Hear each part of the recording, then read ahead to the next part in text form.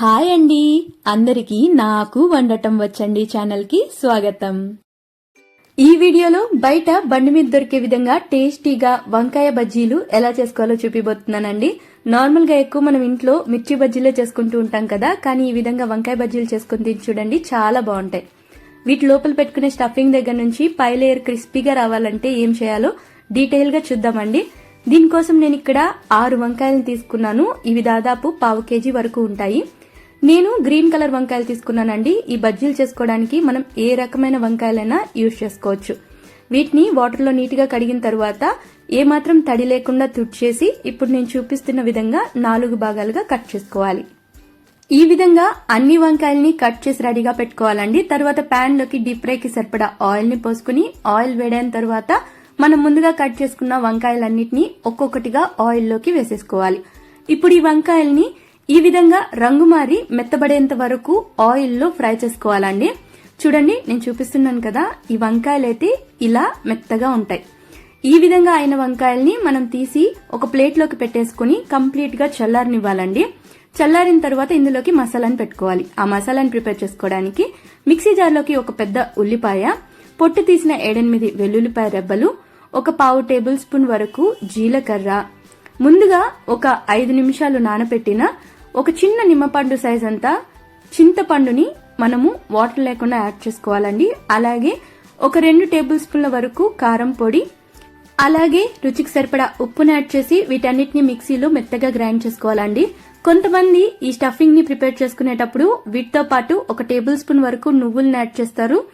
మీరు కావాలంటే యాడ్ చేసుకోండి, నేనైతే యాడ్ చేయడం లేదు. ఇలా ప్రిపేర్ చేసుకున్న దాన్ని పక్కన పెట్టేసుకుందాం. ఇప్పుడు పిండి కలుపుకోవడానికి ఒక బౌల్లోకి 2 కప్పుల వరకు శనగపిండిని తీసుకోవాలి. అలాగే 2 కప్పుల శనగపిండికి ఒక 1/2 కప్ వరకు బియ్యం పిండిని యాడ్ చేసుకోవాలండి. ఇలా బియ్యం పిండి యాడ్ చేయడం వల్ల బజ్జీలు చాలా క్రిస్పీగా వస్తాయి. అలాగే ఒక 1/2 టీ స్పూన్ పసుపు వల్ల మంచి రంగు వస్తుందండి బజ్జీలకి. అలాగే రుచికి సరిపడా ఉప్పును యాడ్ చేసుకుని ఫైనల్ గా కొంచెం వాముని తీసుకోవాలండి. ఇది 1/2 టేబుల్ స్పూన్ వరకు ఉంటుంది. ఈ వాముని చేతి మధ్యలో ఇలా బాగా నలిపి యాడ్ చేసుకోండి, ఫ్లేవర్ చక్కగా రిలీజ్ అవుతుంది. తర్వాత పిండి మొత్తం ఇవి కలిసే విధంగా కలుపుకోవాలండి.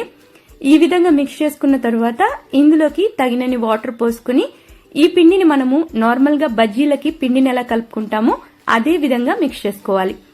ఈ పిండిని మరీ లూజ్ గా కూడా కలుపుకోకూడదండి. ఇప్పుడు నేను చూపిస్తున్న విధంగా కన్సిస్టెన్సీ ఇలా ఉంటే సరిపోతుంది.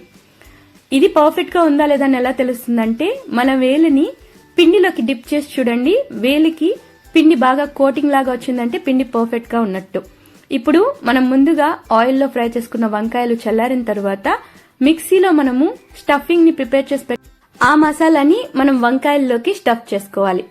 మీరు కావాలంటే ఇలా స్పూన్ తో అయినా పెట్టుకోండి, లేదంటే చక్కగా చేత్తోనే వంకాయల్లోకి స్టఫింగ్ ని ఫిల్ చేసుకోవాలి.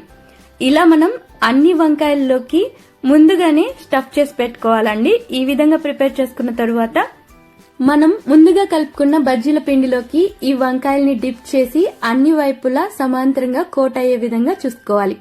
ఈ విధంగా కాస్త వెడల్పుగా ఉన్న పాత్రలో పిండి కలుపుకున్నట్టయితే ఇలా డిప్ చేసుకోవడం చాలా ఈజీగా ఉంటుందండి. తరువాత ఆయిల్ ని బాగా వేడయిందా లేదా అని ఒక్కసారి చెక్ చేసుకుని ఆయిల్లోకి మనము వంకాయలన్నిటిని పిండిలో డిప్ చేసి వేసేసుకోవడమే. ఇప్పుడు వీటిని బాగా ఉడకనివ్వాలండి. 2 వైపులా తిప్పుకుంటూ సమాంతరంగా వీటిని మనము ఫ్రై చేసుకోవాలి. ఈలోపు మనము ఆనియన్స్ ని నార్మల్ గా బండి పైన పెట్టిస్తారు కదా, అది ప్రిపేర్ చేసుకుందాం. దీన్ని చేసుకోవడానికి ప్లేట్ లోకి కొన్ని ఉల్లిపాయలు, తరిగిన కొత్తిమీర రెమ్మలు, ఒక చిన్న పచ్చిమిర్చిని కట్ చేసి వేసుకోండి. అలాగే ఒక సగం నిమ్మకాయని జ్యూస్ మొత్తం పిండుకోవాలి. ఇలా చేసిన తర్వాత దీన్ని చేత్తో చక్కగా నలుపుకుంటూ మిక్స్ చేసుకోవాలండి. ఈ విధంగా చేసుకున్నట్లయితే మనకు నార్మల్ గా బజ్జీల పైన ఆనియన్ పెట్టిస్తారు కదా, ఆ స్టఫింగ్ అయితే రెడీ అయిపోతుంది. మీరు కావాలంటే లెమన్ యాడ్ చేసుకోవచ్చు, లేదంటే స్కిప్ చేసేయచ్చు. ఇప్పుడు బజ్జీలు అయితే చక్కగా ఉడికిపోయాయండి. ఈ విధంగా కలర్ చేంజ్ అయితే సరిపోతుంది. వీటిని మనం పక్కకు తీసేసుకోవచ్చు. ఎక్సెస్ ఆయిల్ అంతా కూడా వంచేసి బజ్జీల్ని ఒక ప్లేట్ లోకి షిఫ్ట్ చేసేసుకుందాం. ఇదే విధంగా అన్నిటిని ఫ్రై చేసుకోవాలి. ఇలా ఫ్రై చేసుకున్న వాటిని ఇప్పుడు మనం స్టఫ్ చేసుకుందామండి. దానికోసం బజ్జీని తీసుకుని ఇలా మధ్యలో కాస్త కట్ చేసుకోవాలి. చూడండి, లోపల ఫిల్లింగ్ అంతా కూడా చక్కగా ఉడికి చాలా బాగుంటుంది తినేటప్పుడు. ఇందులోకి మనం రెడీ చేసి పెట్టుకున్న ఆనియన్, అలాగే ముందుగానే ఆయిల్లో ఫ్రై చేసుకున్న పల్లీల్ని వేసుకోవాలి. పల్లీల్ని యాడ్ చేసుకోండి, టేస్ట్ చాలా బాగుంటుంది. ఇలా పెట్టుకుని అన్నిటినీ మనం స్టఫ్ చేసేసుకుంటే ఎంతో టేస్టీగా వంకాయ బజ్జీలు అయితే రెడీ అయిపోతాయి. ఈ బజ్జీలు చాలా టేస్టీగా ఉంటాయండి.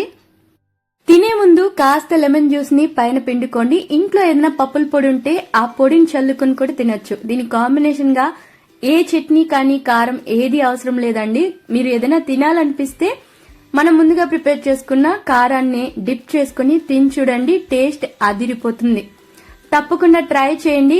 ఎలా ఉందో మర్చిపోకుండా కామెంట్ సెక్షన్ లో కామెంట్ చేసేయండి. ఈ వీడియో కనుక మీకు నచ్చినట్లయితే లైక్, షేర్ ఇంకా కామెంట్ చేసేయండి. ఇంకా సబ్స్క్రైబ్ చేసుకోలేదా? అయితే సబ్స్క్రైబ్ కూడా చేసేసుకోండి.